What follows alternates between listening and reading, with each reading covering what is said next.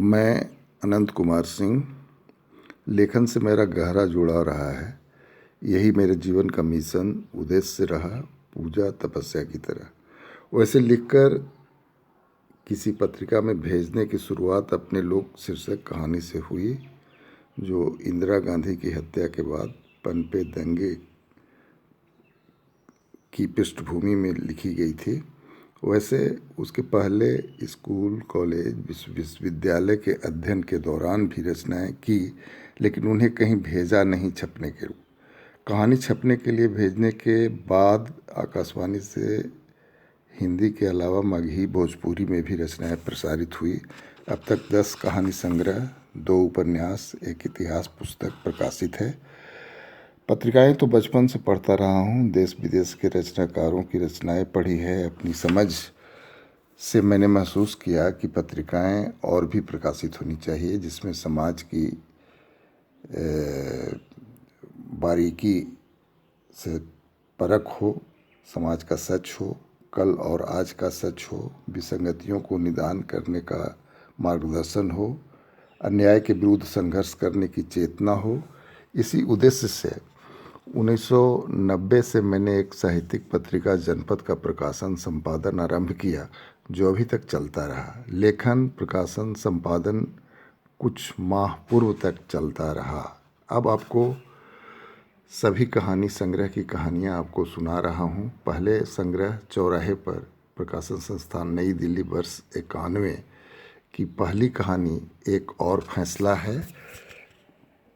इसी से इसकी शुरुआत कर रहा हूं। हाँ, तो एक और फैसला। प्रखंड स्तर पर अगर कोई एक नाम चर्चित है तो वह रामा ही है, रामा मुंडा। कितने सरकारी कर्मचारी, पदाधिकारी आए और गए, एक से बढ़कर एक ईमानदार और एक से एक बेईमान, एक से एक दुष्ट, एक से एक दयालु आए और चले गए। चर्चा हुई और बात दब गई, लेकिन रामा मुंडा अपना झंडा गाड़े हुए है 30 वर्षों से। न केवल प्रखंड कार्यालय के पास वाले बाजार या गांव में ही, बल्कि दूर दूर तक रामा मुंडा का नाम फैला हुआ है। न तो वह कर्मचारी या पदाधिकारी है और न पास पड़ोस का रहने वाला, फिर भी उसकी चर्चा आम है। 2 महीनों से तो और भी ज़्यादा चर्चित हो गया है। वह बीमार है 2 महीनों से और प्रखंड के अस्पताल में इलाज चल रहा है। डॉक्टर कहते हैं बचना मुश्किल है, दवा के पैसे नहीं तो इलाज कैसे हो। अस्पताल की दवा से काम चलने लायक नहीं, डॉक्टर यही कहते हैं। स्वयं रामा इस बारे में उदासीन है। तब क्या होगा आखिर? मौत ही है, होगी।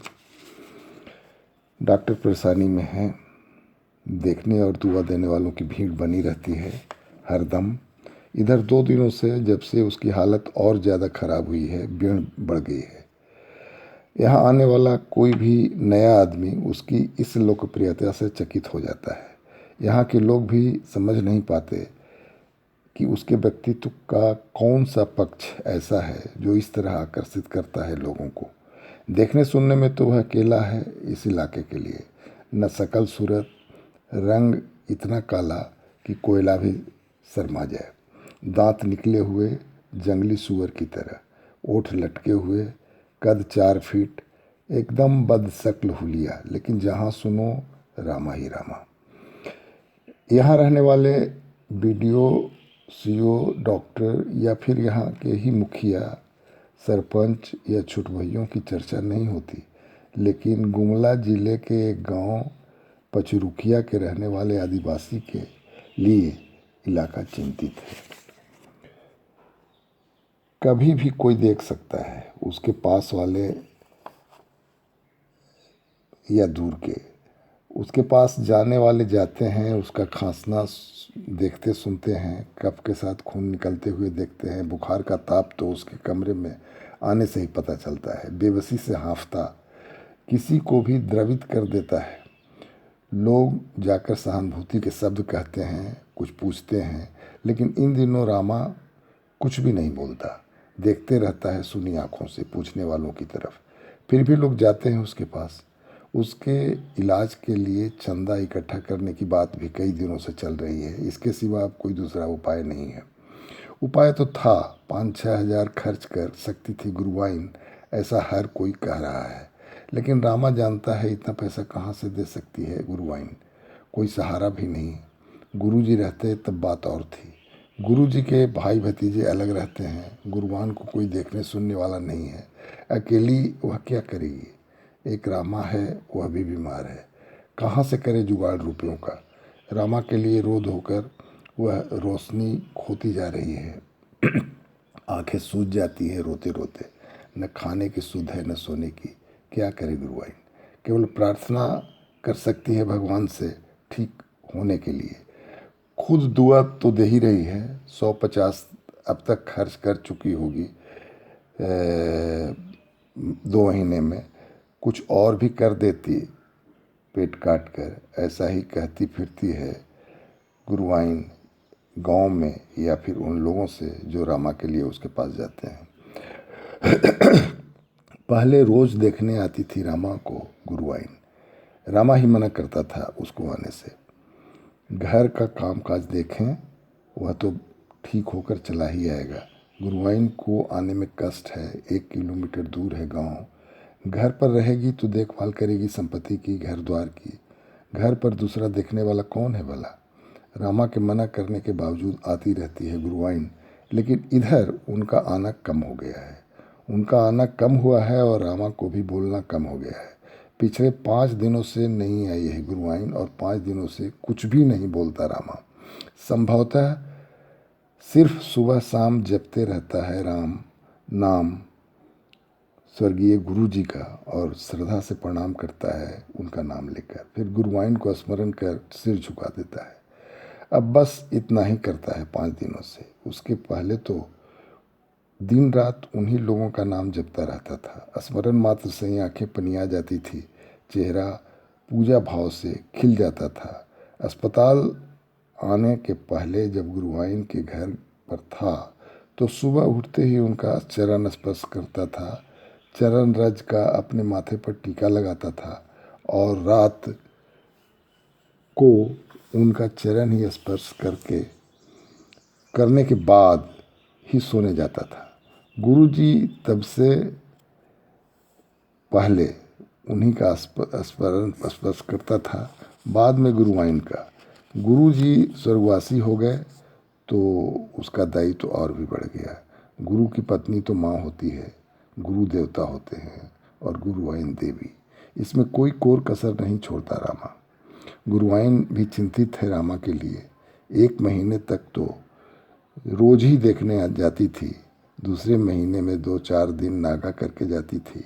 इधर 5 दिनों से नहीं आ रही थी। नहीं जा पा रही है, इसका खास कारण भी है। क्या उन्हें रामा के बीमार होने से कष्ट नहीं है। कष्ट तो है ही। कष्ट का तो पहाड़ टूट पड़ा है उन पर।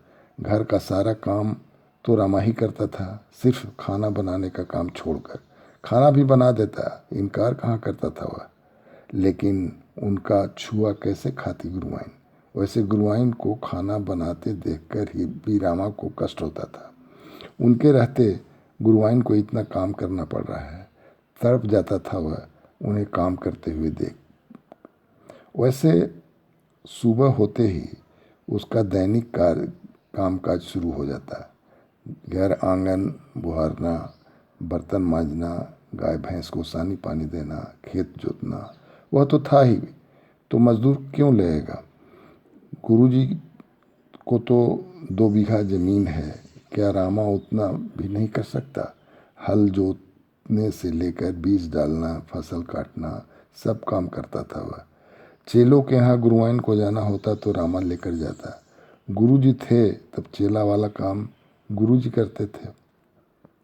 गुमला जिला के गांव में उनके चेलों की भरमार है। जाते तो 4-5 महीने बाद लौटते। मान आदर इतना था कि एक चेला 5 दिन से कम उनको नहीं रोकता था। एक घर से औसतन 51 नगद विदाई, साथ में कपड़ा लत्ता अलग, और इस तरह कई गांव थे। बहुत कम ठहरने के बाद महीने तो लग ही जाते थे और यह काम हर साल करना पड़ता था गुरुजी को। गुरुजी के मरने के बाद तो गुरुवाइन को ही करना पड़ता या फिर छोड़ना पड़ता। वह तो रामा ही था कि यह काम हल्का हो गया गुरुवाइन के लिए। औरत जात कैसे घूमती सभी चेलों के यहाँ। गुरु जी के भाई भतीजे जाते भी तो हिस्सा लेते, रामा साथ जाता, सारा सामान रुपया पैसा साथ लाता। और जब चेला वाला झमेला खत्म होता, गांव लौट जाते गुरुवाइन और रामा। घर पर अपनी खेती करवाती और उससे फुर्सत मिलने पर गांव में या गांव के बाहर मजदूरों कर लेता रामा। लेकिन मजाल नहीं कि एक पैसा भी मजदूरी का रख ले अपने पास, एक पैसा भी नहीं रखता रामा। कभी कभी गुरुवाइन जबरन एक आध रुपया उसमें से देना भी चाहती तो नहीं लेता रामा। कहता यह गुरु जी का, गुरुवाइन जी का हक है, वह तो गुरु जी का हो गया है, इसलिए उनका अपना कुछ भी तक नहीं। जो कमाता है गुरुवाइन का है, हक बनता है लेने को। लेकिन बीड़ी और गांजे की लत रामा को है, इसलिए मजदूरी में से भी शामिल है उसकी यह मांग। नियत मजदूरी के अलावा दोनों शाम बीड़ी और गांजे की कीमत वसूल कर लेता है वह। वैसे काम लेने वाले को भी उसका यह खर्च अखरता नहीं। वह मजदूरों से उसका काम दुगना होता है। बोझ उठाने का काम हो या हल जोतने का, कुदाल चलाने का काम हो या सोहनी करने का, लाठ चलाने का काम हो या राहट चलाने का, सबसे आगे रहता है वह। उसकी यह गति ईर्ष्या का कारण है मजदूरों के लिए। पहले खोज रामा की होती, बाद में किसी और की। अकेले रामा क्या इलाके भर का काम कर दे? मजदूर ही नहीं, गांव वाले भी जलते हैं गुरुवाइन के भाग्य पर। रामा को बहकाते हैं, फुसलाते हैं, लेकिन रामा पर उसका कोई असर नहीं होता। गुरुवाइन के चलते गुरु भक्ति से भी बड़ी कोई चीज़ है, वह गरीब के लिए। लेकिन देह तो है, देह से तो वह क्यों चूके? देह बना है आखिर किस लिए? गुरु की सेवा नहीं की तो यह शरीर ही बेकार है, जीवन व्यर्थ है, यही समझता है रामा। इसलिए बहकाने वालों की बातों का असर नहीं पड़ता उस पर। अपने ढंग से रामा और गुरुवाइन दोनों ही समझाते हैं गाँव वालों की नीयत, पूरी तरह से समझते हैं। जब रामा ही ठीक है तो क्या कर लेंगे लोग। गांव के सारे मजदूर भी कुछ नहीं कर सके थे उसे पिछले साल। पूरे गांव में हड़ताल थी मजदूरों की। कोई मजदूर काम पर नहीं जाता था, लेकिन रामा जाता था। अपनी गुरुवाइन का काम कैसे नहीं करता। अपने गांव से 100-200 कोस पर ही तो यहाँ गुरु जी की है गाँव। 100-200 तो है नहीं, 2 कोस पर है यहाँ गुरु जी की भक्ति में ही आता है। उसके गांव वाले गुरु जी को भगवान से ज़्यादा आदर देते हैं। उन लोगों का पता लग जाए तो पूरा गांव उमड़ कर आ जाए गुरु जी के गांव में। वह यहाँ रहकर भी यहाँ मजदूरों की बात मान ले। रोकने वाले मजदूरों को भी रामा से ज़बरदस्ती करने की हिम्मत नहीं होती। उनका अनोखापन और भोलापन सभी को मोह लेता। लेकिन रामा अब सब कुछ नहीं कर सकेगा। जब बीमारी ठीक ही नहीं हो रही है तो क्या करेगा कैसे। इलाज में 100-200 की बात होती तो नहीं चूकती गुरुवाइन, लेकिन ज़रूरत 5-6 हज़ार रुपये की है। गुरुवाइन सोचते भी जाती है और खामोश हो जाती है। न निगलते बन रहा है न उगलते। रामा मर गया तो सारा काम कौन करेगा। उसके गांव का या इलाके का कोई आए जाएगा भी तो क्या रामा जैसा होगा। रामा तो काम करने में नीरा बैल है, लेकिन बीमारी भी तो गंभीर है। इतना पैसा खर्च कर देगी तो भविष्य को भी तो देखना है। फिर कोई रामा जैसा नहीं मिला तो वह इलाका भी छूट जाएगा, घर गृहस्थी भी तो खत्म हो जाएगी, उसकी मजबूरी से होने वाली आमदनी भी खत्म हो जाएगी।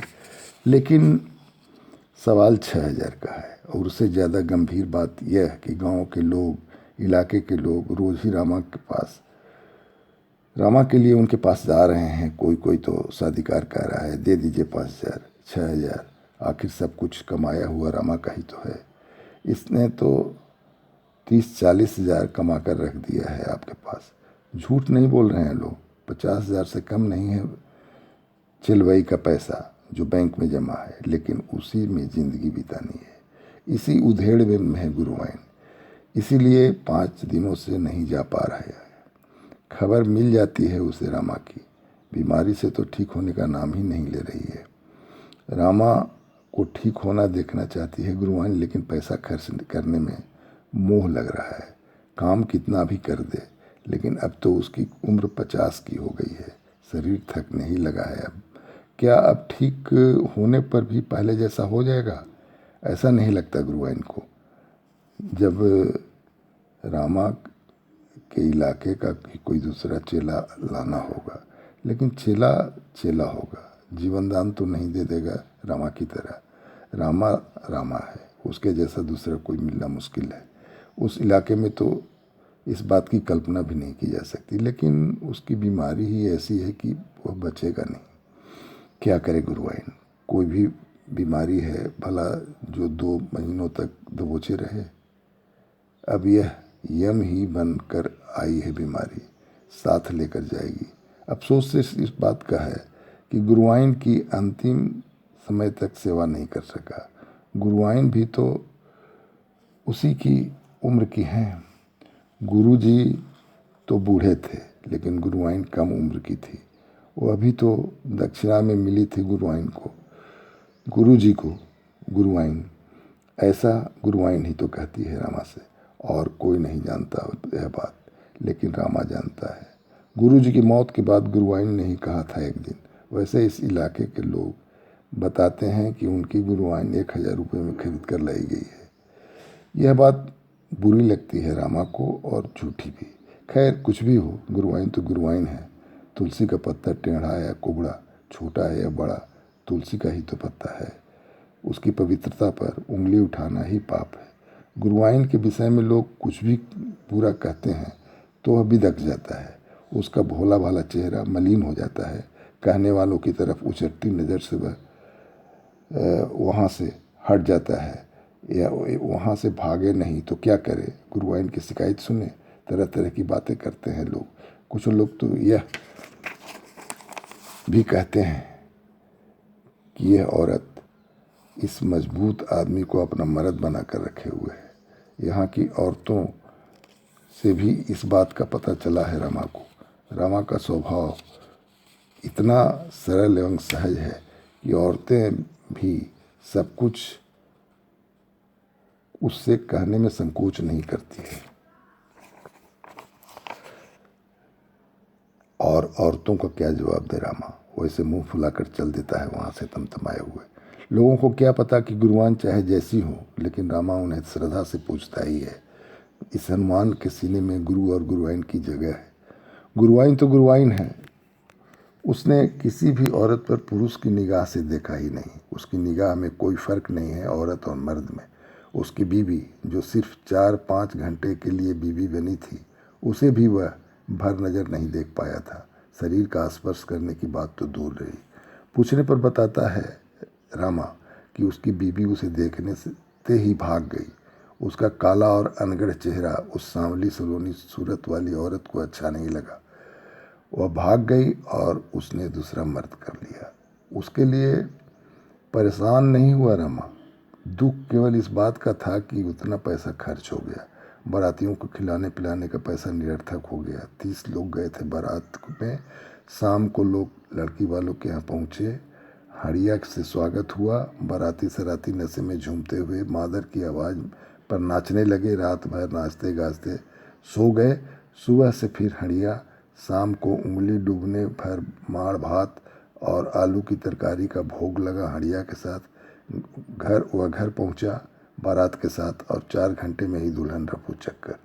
हाथ मलते रह गया था रामा। सारा खर्च बेकार। फिर उसने शादी के विषय में सोचा भी नहीं। अगले ही साल गुरुजी आए और गांव और गुरुजी को ही सुपुर्द कर दिया हुआ है अपने आप को दान कर दिया दक्षिणा स्वरूप गुरुजी को। तब से 30 साल हो गए। गुरुजी को मरे हुए 10 साल हो गए, लेकिन रामा टस से मस नहीं हुआ। गया था गांव गुरुजी के मरने के बाद ही। वो अभी गुरुवाइन के साथ गया और साथ ही वापस आ गया। गांव इलाके से दक्षिणा बटोरे गुरुवाइन के साथ।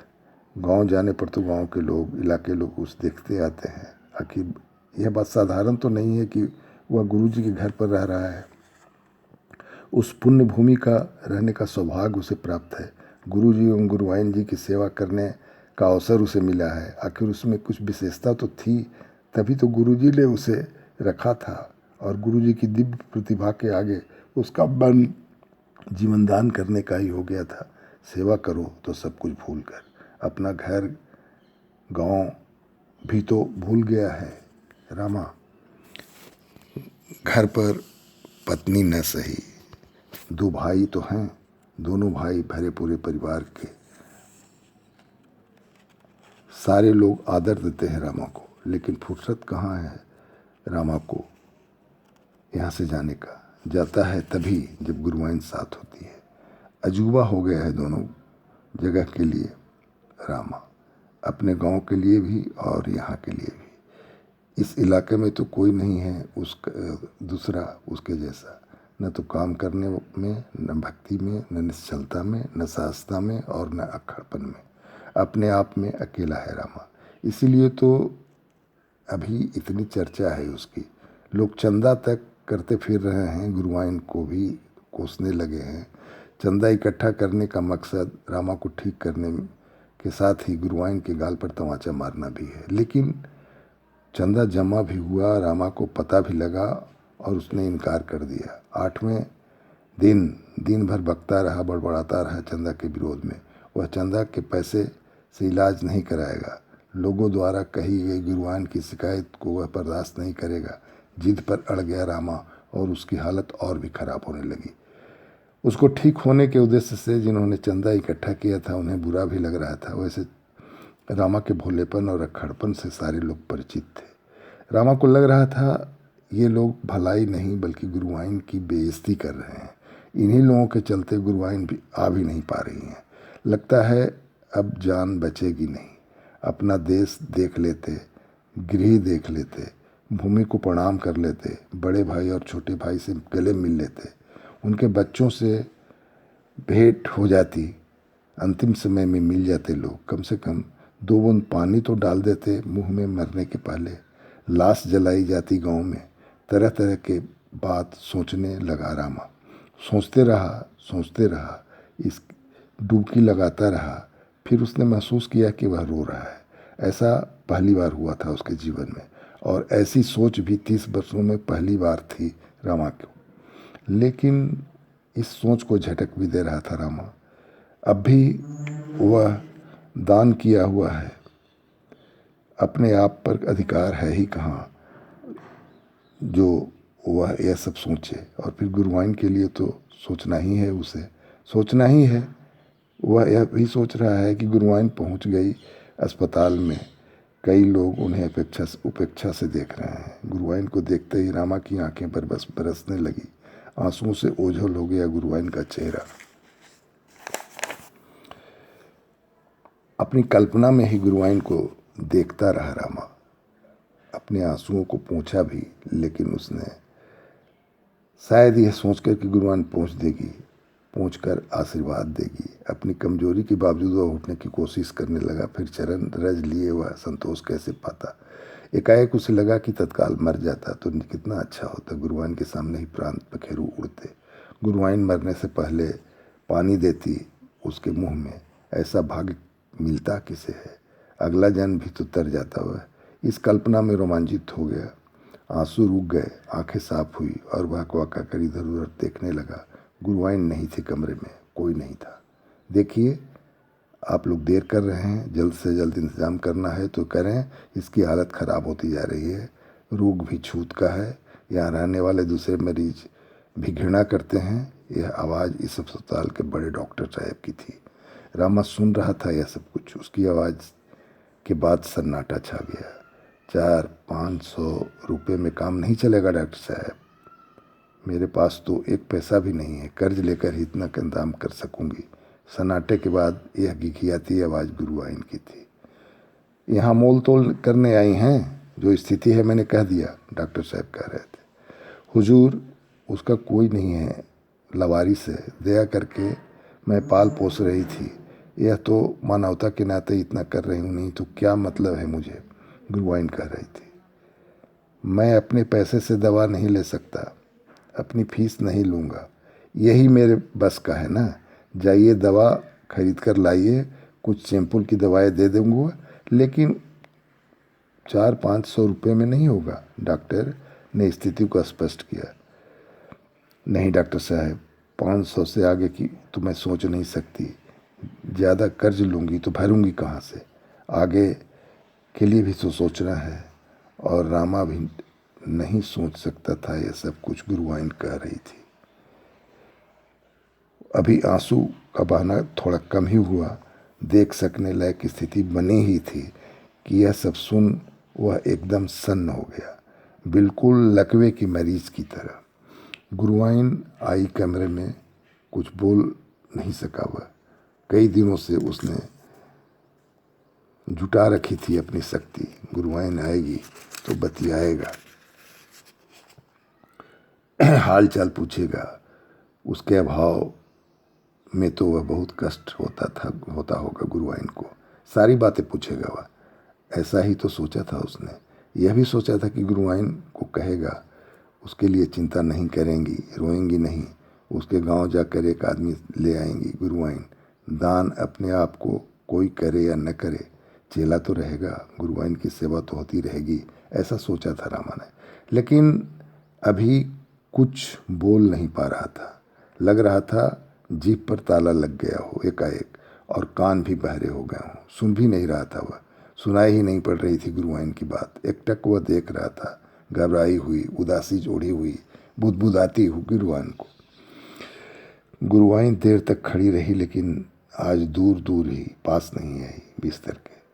सर पर हाथ नहीं फेरा, हाथ फेर कर आश्वासन नहीं दिया, आशीष नहीं दिया, खड़ी रही और चली गई। एकाएक उसे लगा कि बहुत ऊंचे पेड़ की फुनगी पर वह खड़ा है। आंधी चल रही है, हवा तेज झोंके चल रहे हैं और उसकी भार से फुनगी लचक लचक कर जा रही है और वह बिना आधार के ऊपर नीचे हो रहा है। जरा सी चूक हुई तो वह छिटक कर गिर जाएगी, धराशायी हो जाएगी। तड़प गया रामा। उठने की कोशिश भी कर सकता था, उठ भी सकता था, गुरुवाइन के पास जा सकता था, उनका चरण स्पर्श कर आशीष ले सकता था। उसने सोचा कि यह सब कुछ आज नहीं करूं। साधारणतया वह उसकी स्वाभाविक स्थिति थी, उसकी स्थिति तो थी ही। ऐसा करके वह संतुष्ट होता, शांति मिलती थी उसे अपने मन में। पता नहीं ऐसी कौन सी शक्ति थी जो इसे करने से रोक रही थी। गुरुवाइन के जाने के बाद वह उसी के विषय में सोचता रहा, न सिर्फ गुरुवाइन के बारे में बल्कि गुरुजी के बारे में भी, अपने देश के बारे में, अपने परिवार के बारे में, वहाँ की ज़िंदगी के बारे में, फिर इस इलाके के बारे में, लोगों के भीड़ के बारे में, एक एक व्यक्ति से अपने संबंध के बारे में, यहाँ के भोजन, वस्त्र और आवास के बारे में, फिर यहाँ के बारे में वह सब कुछ पता नहीं कैसी उल जुलूल बातें कर रहे हैं लोग, वैसी वैसी बातें जो उसने कभी सोची नहीं थी। और फिर डॉक्टर साहब और गुरुवाइन की बातें याद करके वह बौखलाहट अनुभव कर रहा था। वह सोच रहा था, सोचे जा रहा था और अंत नहीं था सोचने का, किसी निष्कर्ष पर नहीं पहुंच रहा था वह। कई लोग आए और गए, पूछा भी लोगों ने बहुत कुछ, लेकिन आज वह एकदम गूंगा हो गया था, बहरा भी, बोलता कुछ नहीं, केवल छत को टिक टक देखते रहता। आशंका हुई लोगों को, अब रामा कुछ ही घंटों का मेहमान है। लेकिन लोग अभी भी हिम्मत बांधे हुए थे, नहीं नहीं, इलाज होने पर ठीक हो जाएगा, टीबी भी कोई रोग है, कुछ दवा होगी, अच्छी खुराक मिलेगी, आराम से रहेगा, ठीक होना ही है। वो अभी कैसी दुष्ट औरत है, अपने दूध दही घी खाती रहती है, भैंस गाय है उसके यहाँ, और रामा को मट्ठा भी नसीब में होता। बासी रोटी और भात की ही खुराक रही उसकी। अपने पलंग पर बैठी रहती और रामा जानवरों की तरह काम करता, फिर भी खुश। वह बेचारा समर्पित है उसके प्रति।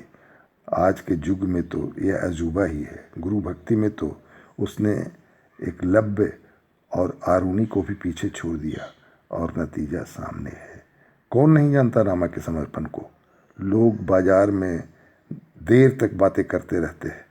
निर्णय यही हुआ कि सवेरे उसकी गुरुवाइन पर दबाव डाला जाएगा, फिर गुरुवाइन को साथ अस्पताल लाया जाएगा, उसी के हाथों डॉक्टर को पैसा दिया जाएगा। गुरुवाइन रामा को समझा देगी कि यह अस्पताल की ही दवा है, चंदा के इकट्ठे पैसे का नहीं, या फिर गुरुवाइन का भी नहीं। सुबह होने का इंतजार ढेर लोगों को था, लेकिन रामा अनजान था इन बातों से। वह सोच रहा था केवल, कभी कभी उसे खुद भी पता नहीं चल रहा था कि यह क्या सोच रहा है। अस्पताल की दाई आई, रोज की तरह दवा दे गई, अस्पताल का रंगीन पानी उल्टी किया, लेकिन उसने खाया नहीं, फेंक दिया। कुछ भी समझ में नहीं आ रहा था उसे कि वह क्या कर रहा है। वह सोचे जा रहा था और रोए जा रहा था। कभी कभी वह चिढ़ जाता, बड़बड़ाने लगता। बीमारी का कष्ट पता नहीं कैसे दूर हो गया था आज की अपनी इस बीमारी पर कभी कभी वह चौंक जा रहा था। क्या यह सब कुछ वही सोच रहा है? सुबह जब गुरुवाइन को अस्पताल ले जा गए, लोग हतप्रभ रह गए। एकाएक यह कैसे हो गया? गुरुवाइन अचेत सी लेटी थी बिस्तर पर, एकदम निर्जीव सी। आवाज़ देने पर, चीखने पर भी नहीं बोल रही थी। क्या जानबूझकर मटिया रही है? लोगों ने डांटा फटकारा भी, नखरा क्यों कर रही हो? गुरुवाइन तो वह रामा की ही है। गांव वाले या इलाके वालों के लिए वह देवकिशुन तिवारी की मुस्मात है। वही देवकिशुन जो इस इलाके के लिए एक नकारा सा व्यक्ति था। वही देवकिशुन जो प्रखंड की सीमा पार करते करते देवकृष्ण तिवारी, जिला पार करते करते बाबा, और दूसरे के जिलों में, खासकर आदिवासी इलाकों में जहाँ उसके जजमान थे, चेले थे, महाराज या गुरुजी कहलाते थे। गांव का वह अनपढ़ व्यक्ति उन इलाकों में विद्वान से भी ज़्यादा प्रतिष्ठा पाता था। लेकिन यहाँ के लोगों के लिए तो गुरुवाइन बहुत साधारण सी चीज़ थी, और उनका काछना लोगों को असह्य हो रहा था। झकझोर कर उठाया लोगों ने, लेकिन उसके बेजान लुंजपुंज शरीर को देखकर लोग एकाएक चीख पड़े, सकते में भी आ गए। यह तो मर गई। एकाएक मर कैसे गई? बीमारी तो नहीं थी, कल शाम तक बिल्कुल ठीक थी। गर्दन पर लाल निशान भी दिखने लगे। यह भी दिखने लगा कि जीभ बाहर को हो आई है, किसी ने गर्दन दबाकर मार डाला है। तत्काल वहाँ से भागने के सिवा कोई रास्ता नहीं था लोगों के पास। यहाँ रहने पर पुलिस के घेरे में आ सकने का डर था। मामला हत्या का बनता। लोग भागने लगे बेतहासा, लेकिन तुरंत समझ भी गए ऐसे में तो किसी को भी शक हो जाएगा। बिना कुछ किए अपराधी हो जाते। फिर आपस में बात करते, डरते, सहमते, एक दूसरे की हिम्मत मानते लोग प्रखंड वाले बाजार तक पहुँचे। बाजार में एक चर्चा आम थी। उसी की चर्चा लगभग हर कोई कर रहा था। आश्चर्य में थे लोग। आखिर क्यों गया, कहाँ गया, कैसे गया, कब गया? यह बात चौंकाने वाली थी। हाँ, रामा अस्पताल में नहीं था। उसको कहीं जाते किसी ने नहीं देखा, अस्पताल के कर्मचारी ने भी नहीं। शायद भाग गया था रामा। कब, क्यों, कहाँ, कैसे, यह सब कुछ अभी कोई नहीं जानता। अगर कोई जानता भी होगा तो चुप है। इस पहली कहानी का अंत हुआ।